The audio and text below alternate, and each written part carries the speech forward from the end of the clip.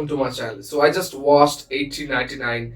It's a new web series of Netflix and it's been created by the same directors and makers of Dark. So obviously I was really excited to watch this, and the moment I watched this teaser I was really hooked into it, and I'll say that I wasn't disappointed after watching it. This is really worth your time, and I'll say that this was not as great as Dark, because Dark wasn't just another level, but this was quite good actually. The story was pretty simple, and obviously, I think that this has the potential of becoming greater in the upcoming seasons. But still, the story is not as complicated as Dark, but the execution was brilliant. One thing that was even spectacular in Dark, that was the intro song, which is not as good in here. I mean, to be honest, I didn't like the intro song here. And if I want to talk about this story, there are many passengers on a ship, the ship which is going from Europe to America.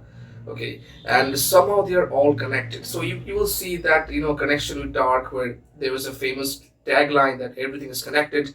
And here you'll hear this line that everyone is connected, everything is connected. You will feel that aura and that message. And there are some things which keep happening and which are pretty strange. There are some things which are common in all the passengers of the ship, and the ship is called Kerberos. This Kerberos actually a internet protocol. Okay, so that there is a reference to that also, because this show is a perfect combination of both science and religion. Because Dark, in case of Dark 2, there was the same reference used. Adam and Eve, these characters were from Christianity, from Bible, and the whole story was actually a sci-fi story. The same here also. There is Christianity here, religion here, Greek religion also here, and the it's obviously a science fiction show, so it's a combination.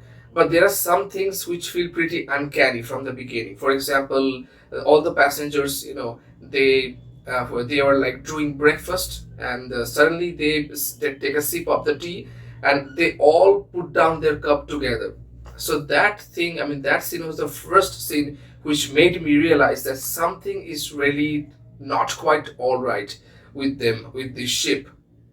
And then they are on a mission. The captain Ike, he wants to find a ship which is called Prometheus. It has been lost. I mean, it has been lost in the ocean for 4 months. And the lead character, Maura Franklin, her brother, is also lost for 4 months. So she wants to, meet her brother.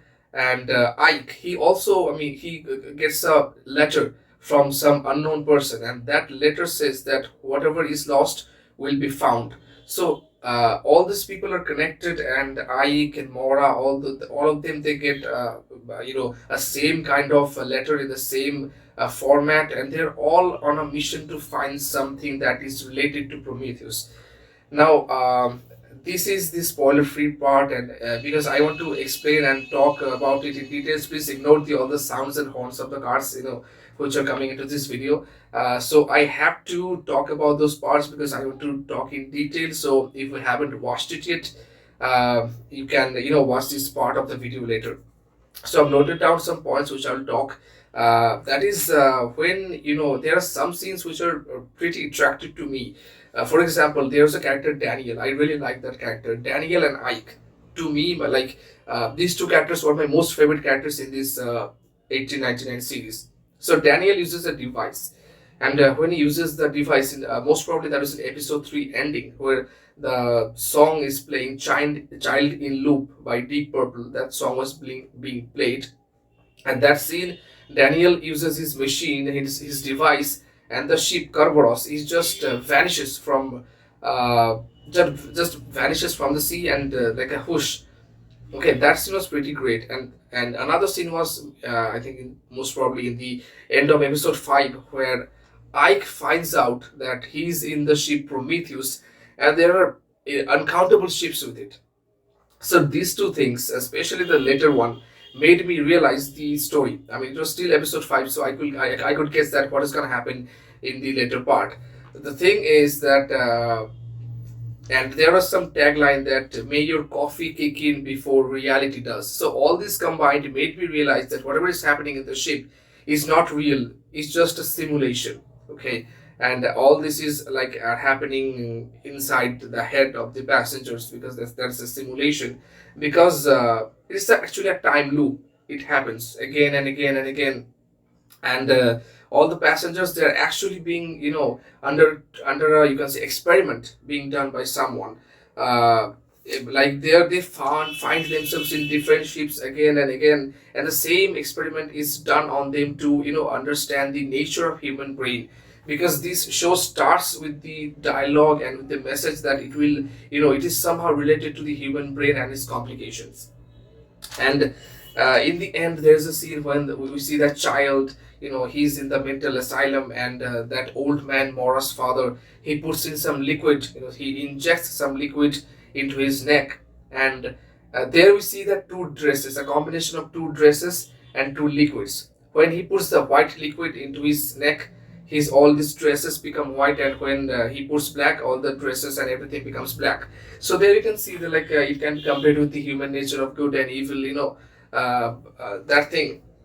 And there's also one dialogue which I really liked, which is by Mora's father, that about seeker and avoider. So a seeker, who is a seeker, that a seeker is who wants to learn, who wants to know. And in that, I mean, in his mission of seeking, of knowing, he becomes sad. And the person, there's a reason behind this saying that ignorance is bliss, because if you ignore, if you try to learn to ignore things, you will be happy. So that reference has been used here in the context of seeker and avoider, which I really liked. And one more thing which really like made this show incredible, although, I mean, though the story wasn't that much complicated or great or well layered, that was the cinematography. The cinematography was great. It was dark, pretty dark, and dull colors, but not extremely dull. But the color tone was like manageable. I mean, sometimes it was crisp and vibrant, so you'll see a well balanced. But on an average, it was dark, and the cinematography was brilliant. And there is also one special part about this series, which is also, you can say, connected with Dark. There's a famous tagline in Dark, a famous dialogue that we're perfect for each other, never believe anything else. Just like that, there is also a dialogue here that I love you and never believe, never forget, never ever. This dialogue. And though I said that the intro song wasn't that great, I didn't like it that much, but the end credit songs, those, I mean, in every episode, especially in episode 3, 5, 6, and 8, there are songs which are incredible. I absolutely loved it, those songs. And those were, I mean, those meaning of those songs were such in, you will say, linked with the actual storyline. You that is, you can say, foreshadowing. Okay, you'll get to know, like, if you guess the story a little bit from those songs, you'll be sure about it, that yeah, these things are gonna happen, in a way. So that is, I mean, it was like quite good. I will say that you can definitely watch it once, because you have to be ready, because it will come with, I think, a bigger surprise and some deeper and complicated storyline, just like Dark, because I have complete trust in the creators of Dark, and I wasn't disappointed. I want to rate it 8 out of 10 stars, guys. If you like this video, please, like this video, press the like button, comment down, and subscribe to my channel. Okay, thanks for watching.